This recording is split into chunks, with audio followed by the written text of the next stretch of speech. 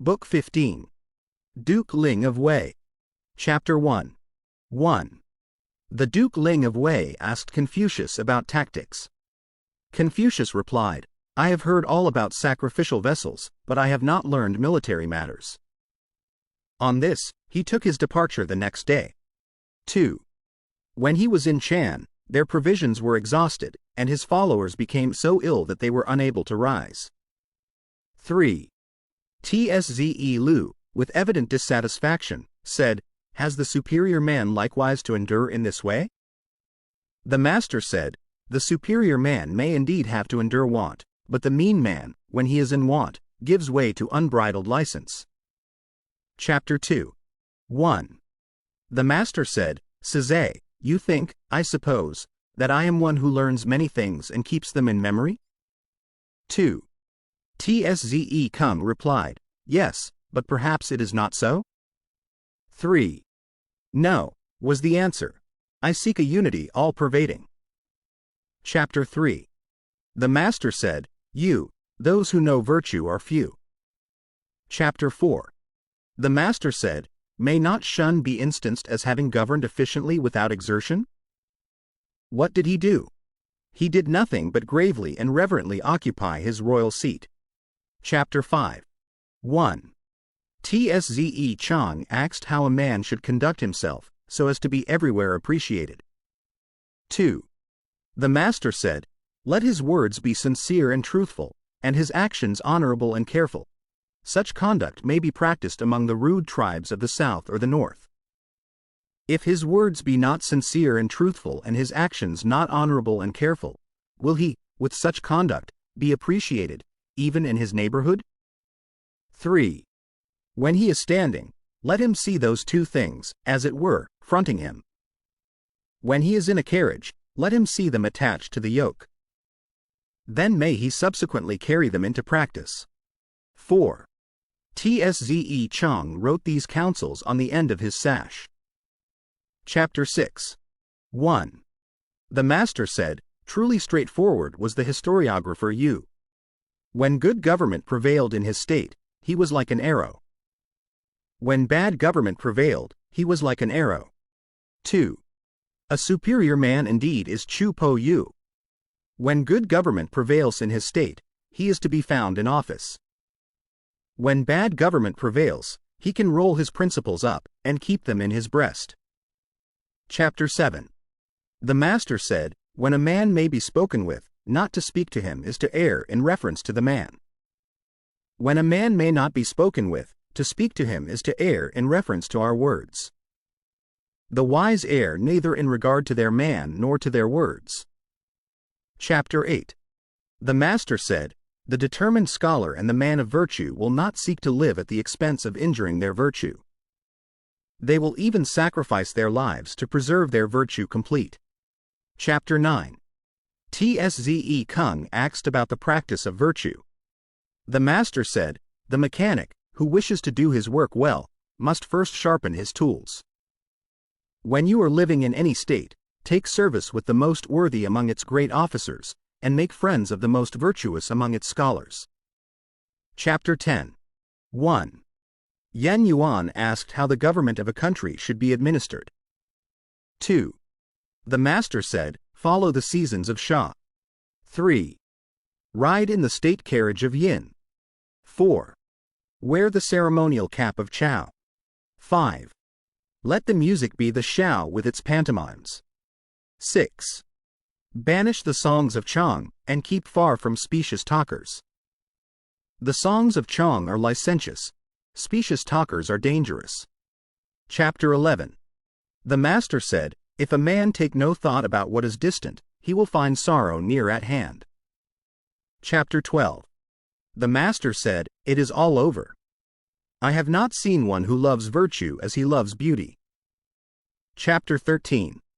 The master said, Was not Sang Wan like one who had stolen his situation? He knew the virtue and the talents of Wei of Lu Sha, and yet did not procure that he should stand with him in court. Chapter 14. The master said, He who requires much from himself and little from others, will keep himself from being the object of resentment. Chapter 15. The master said, "When a man is not in the habit of saying, 'What shall I think of this? What shall I think of this?' I can indeed do nothing with him." Chapter 16. The master said, "When a number of people are together, for a whole day, without their conversation turning on righteousness, and when they are fond of carrying out the suggestions of a small shrewdness, theirs is indeed a hard case." Chapter 17. The master said, "The superior man in everything considers righteousness to be essential. He performs it according to the rules of propriety. He brings it forth in humility. He completes it with sincerity. This is indeed a superior man." Chapter 18.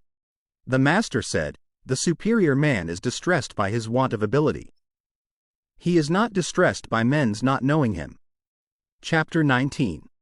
The master said, "The superior man dislikes the thought of his name not being mentioned after his death." Chapter 20. The master said, "What the superior man seeks is in himself. What the mean man seeks is in others." Chapter 21. The master said, "The superior man is dignified, but does not wrangle. He is sociable, but not a partisan." Chapter 22. The master said, "The superior man does not promote a man simply on account of his words, nor does he put aside good words because of the man." Chapter 23. Tsze Kung asks, saying, "Is there one word which may serve as a rule of practice for all one's life?" The master said, "Is not reciprocity such a word? What you do not want done to yourself, do not do to others." Chapter 24. 1. The master said, "In my dealings with men, whose evil do I blame, whose goodness do I praise, beyond what is proper?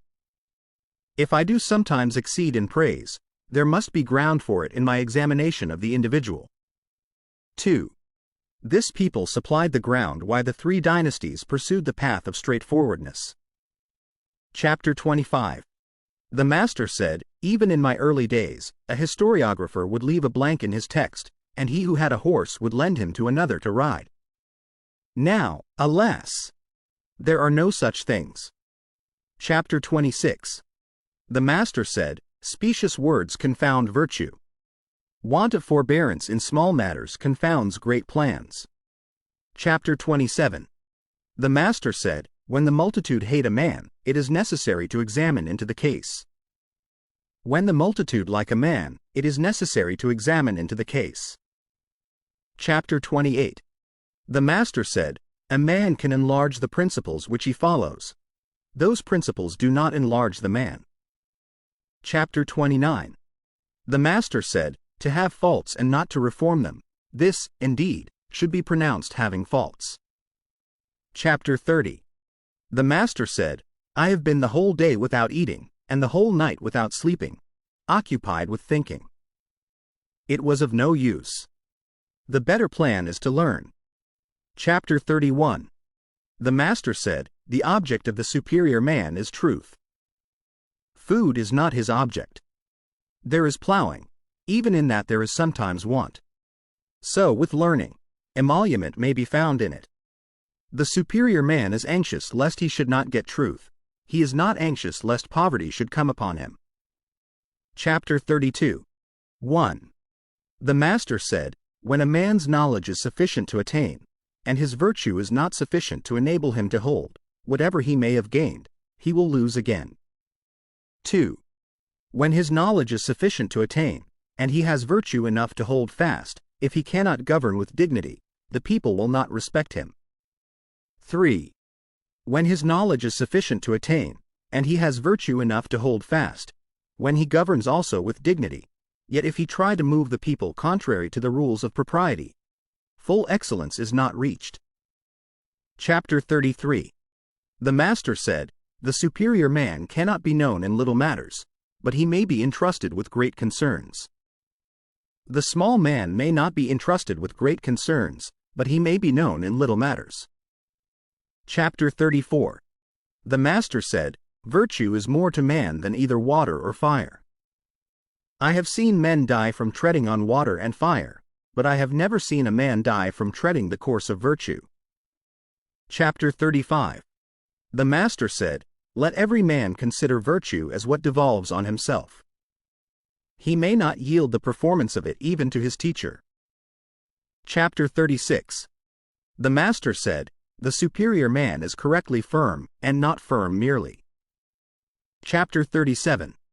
The Master said, a minister, in serving his prince, reverently discharges his duties, and makes his emolument a secondary consideration. Chapter 38. The Master said, in teaching there should be no distinction of classes. Chapter 39. The Master said, those whose courses are different cannot lay plans for one another. Chapter 40. The Master said, in language it is simply required that it convey the meaning. Chapter 41. 1.